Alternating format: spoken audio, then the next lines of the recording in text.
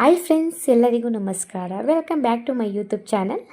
ಇವತ್ತಿನ ವಿಡಿಯೋದಲ್ಲಿ ನಾನು ನಿಮಗೆ ತುಂಬಾ ರುಚಿಯಾಗಿರೋ combo recipe ghee rice and veg kurma ಹೇಗೆ ಮಾಡ್ಕೊಳ್ಳೋದು ಅಂತ ತೋರಿಸ್ತಾ ಇದ್ದೀನಿ. ಬ್ರೇಕ್ಫಾಸ್ಟ್ ಆ್ಯಂಡ್ ಲಂಚ್ ಬಾಕ್ಸ್ ಕ್ವಿಕ್ಕಾಗಿ ಮಾಡ್ಕೊಳ್ಬಹುದು, ತುಂಬ ರುಚಿಯಾಗಿರುತ್ತೆ. ಬನ್ನಿ ghee rice and veg kurma ಹೇಗೆ ಮಾಡ್ಕೊಳ್ಳೋದು ಅಂತ ನೋಡೋಣ.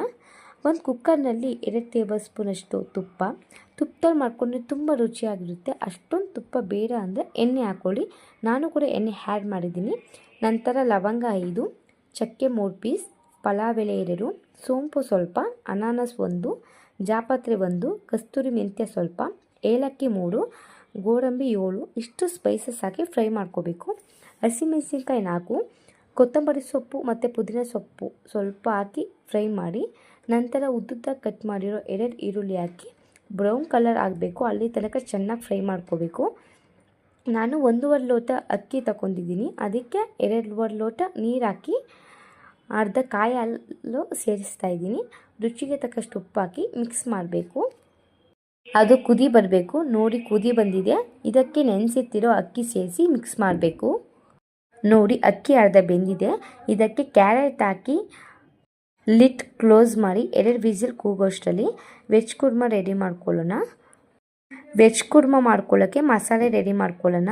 ಇದಕ್ಕೆ ಒಂದು ಜಾರಿಗೆ ಅರ್ಧ ತೆಂಗಿನಕಾಯಿ ತುರಿ, ಸ್ವಲ್ಪ ಪುದೀನ ಸೊಪ್ಪು, 3 ಹಸಿಮೆಣಸಿನ್ಕಾಯಿ, 2 ಸಣ್ಣದಾಗಿರೋ ಟೊಮೊಟೊ, 2 ಈರುಳ್ಳಿ, ಗೋಡಂಬಿ 4, ಶುಂಠಿ 1, ಲವಂಗ 4, ಚಕ್ಕೆ 2, ಜೀರಿಗೆ 1/4 ಸ್ಪೂನ್, ಅರಿಶಿನ 1/4 ಸ್ಪೂನ್, ಸ್ವಲ್ಪ ನೀರು ಹಾಕಿ ರುಬ್ಕೋಬೇಕು.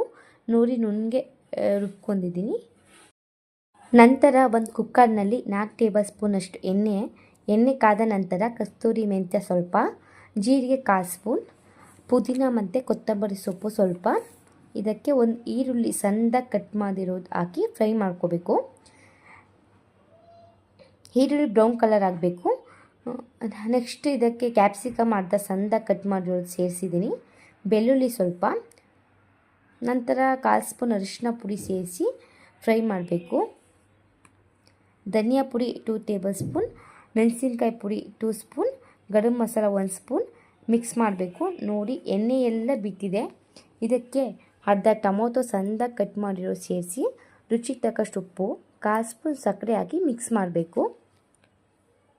ಇದಕ್ಕೆ ರುಬ್ಬಿರುವಂಥ ಮಸಾಲೆ ಹಾಕಿ ಮಿಕ್ಸ್ ಮಾಡಿ ಸಣ್ಣದಾಗಿ ಕಟ್ ಮಾಡಿರೋ ಬೀನೀಸ್, ಕ್ಯಾರೆಟ್, ಆಲೂಗೆಡ್ಡೆ, ಗೆಡ್ಡೆಕೋಸು ಹಾಕಿ ಮಿಕ್ಸ್ ಮಾಡಿ. ಇದಕ್ಕೆ ನೀರನ್ನ ಸೇರಿಸಿದ್ದೀನಿ. ಎಷ್ಟು ನೀರು ಬೇಕು ನೋಡ್ಕೊಂಡು ಸೇರಿಸ್ಕೊಳ್ಳಿ. ಈಗ ಲಿಡ್ ಕ್ಲೋಸ್ ಮಾಡಿ 2 ವಿಸಿಲ್ ಕೂಗೋಸ್ಕೊಳ್ಳಿ.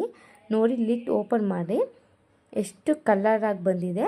ನಿಂಬೆ ರಸ ಹಾಕಿ ಮಿಕ್ಸ್ ಮಾಡಿದ್ರೆ ನೋಡಿ, ತುಂಬ ರುಚಿಯಾಗಿರೋ ವೆಜ್ ಕುರ್ಮಾ ರೆಡಿ ಆಗಿದೆ.